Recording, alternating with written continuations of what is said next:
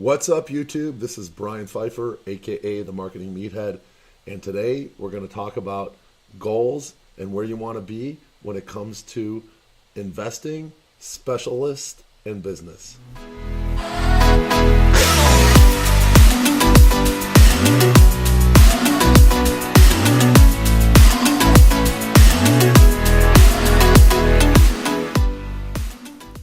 All right, welcome back, guys.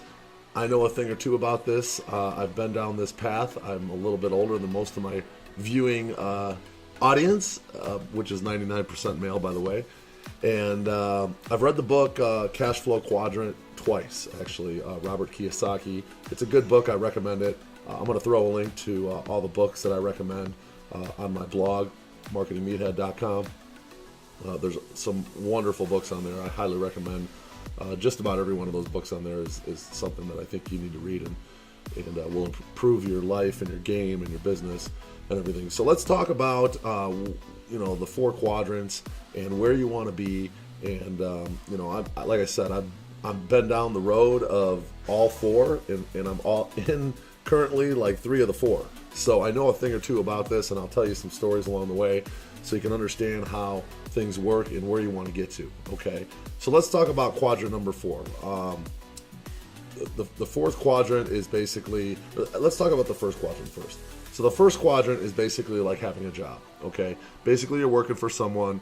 Maybe it's kind of a crappy job. You're starting out. You're just getting into the workforce. You either went to college or you didn't go to college, but it's kind of your first job. You probably don't make a lot of money. Probably struggling to pay your bills. You want to do better with your life. That's quadrant 1. Okay, and most people fall into quadrant 1. That's kind of like the general area, especially when you get out of high school or get out of college or secondary education, whatever you're doing at a young age. You get a job. Okay, now most people nowadays are starting to see the fad of entrepreneurship and learning stuff online and affiliate marketing, Shopify, Amazon, all this stuff, and everybody's like, oh, I got this job. Like one of the guys that works for me, younger guy in his 20s, he was working at a restaurant, and he worked for me for a short period last year, helped me get through a couple big projects. I did a couple launches. I built a new website, and he helped me, with a lot of the stuff on the website, helped me with the launch. Both were major projects, and I couldn't do it all by myself. So he was very helpful for that. Then those projects ended. I got into the busy season. I didn't really need him anymore. So, I kind of just was like, listen, bro, I got to let you go. And, it came around where now I want to get into Amazon. And I talked to him, I hit him up, and he's kind of a good dude. I didn't, I kind of felt bad, just parting ways with him. But at the time, I just didn't need him. And he was working at a restaurant, at a job, which he didn't care for. He's an Asian dude, and I think it was probably some kind of Asian restaurant. And he ended up burning the crap out of himself. He opened up the stove or something, and some kind of a burst of hot air came out of it, and he burned all the hair on his arms. He burned his eyebrows. And it's just miserable. So that's the kind of stuff you get when you're making working for the man, I guess you could say, and you're working a job.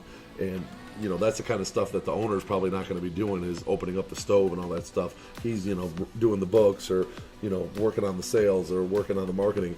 The guy that's in the back making $10 an hour, he's the one that's getting burnt. Okay, and that was this guy. So when you have a job, you probably want to advance yourself into the next quadrant, and the next quadrant is a business owner. Okay, so I've had a job. I worked for a company right out of college. I worked for a couple different companies, and then eventually I went in and started got into sales, which is kind of more like running your own business, and then I got into running my own business. Okay, so basically the sales job is almost like a business, because you're getting paid straight commission. Okay, you're not getting paid an hourly wage in most cases. Some sales jobs are base plus commission, but most sales jobs, once you get into the the really good ones, the ones that give you the most higher end potential, are generally straight commission type of positions. Okay, and you can write off your expenses and whatnot. It's just about the same as owning your own business. You got to generate your own leads.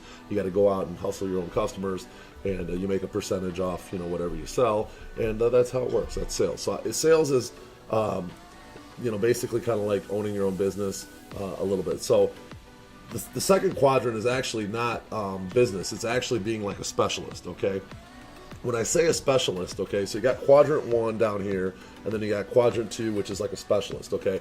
The specialist is somebody like a doctor, a lawyer, a dentist, anybody that does, something that they went to school for, even like in a lot of cases, like an architect or somebody like that who's, a freelancer or a graphic designer, and they're really good at what they do, okay? They're a specialist. They're actually,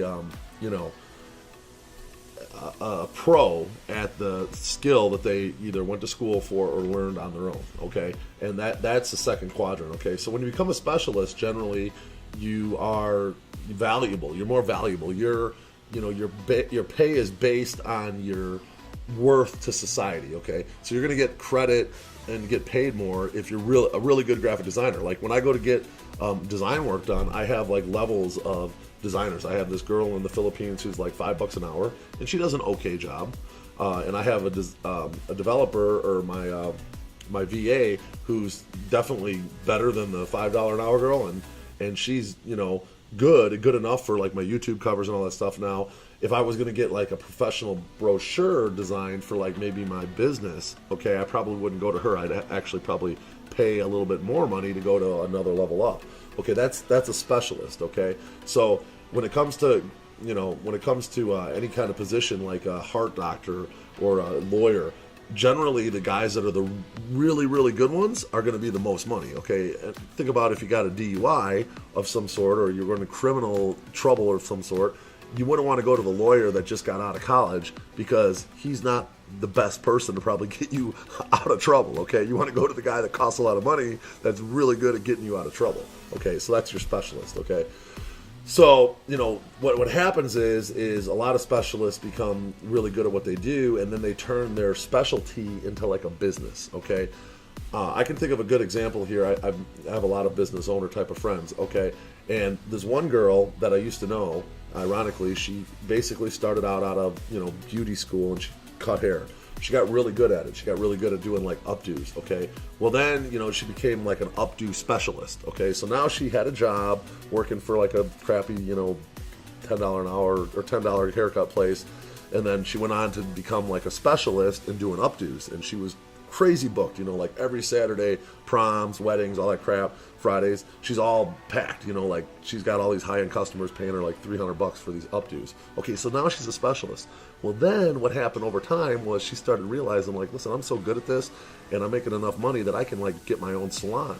Okay, so now she becomes a business owner. Okay, she buys rents a space, and she's got like 10 or 15 chairs in there, and she's got like 15 girls working for her now, and she only does updos like one day a week. And I used to date this girl like years ago, but it was a kind of a cool story, because I'm like, wow, this girl, she started out, doing $10 haircuts, making crap, and now she does updos only like 1 or 2 days a week when she can make the most money, and her schedule is so like, she's got only so many hours that she can do it, and it's full. Like there's not even one single space in there that she doesn't make money, like big money on those updos.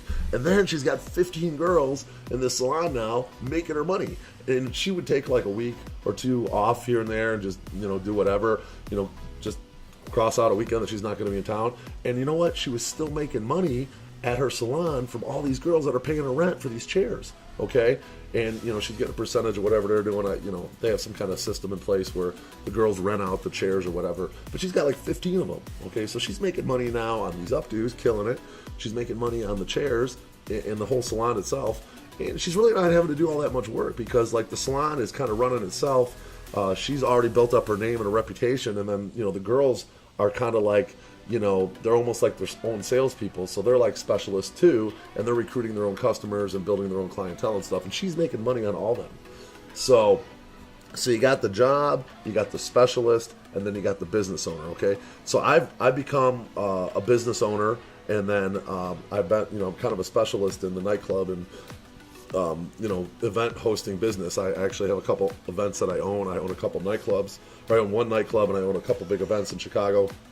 Then I own a huge hosting company out here in Vegas, a lot of big websites. Bachelor Vegas is one of the sites I own, which is a big deal.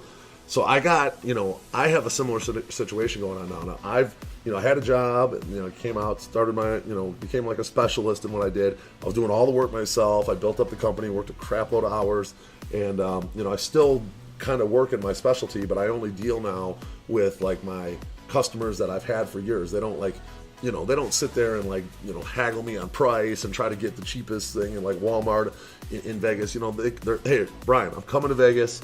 Book our tables. This is where we want to go. Done deal. Make it happen. Okay. That's how the customers I like to deal with. It's not, it's not an over an exuberant amount of work. I make sure there's pretty girls at their table. I make sure they have a good time. And so I still am a specialist, but I also own the business. Now I have a full-time sales guy. I have a full-time media buyer. I have a full-time SEO guy. I have a full-time VA. Okay. These people work for me and they get paid to, do what they do. Media buy, social media market for me, the VA does, and drive leads.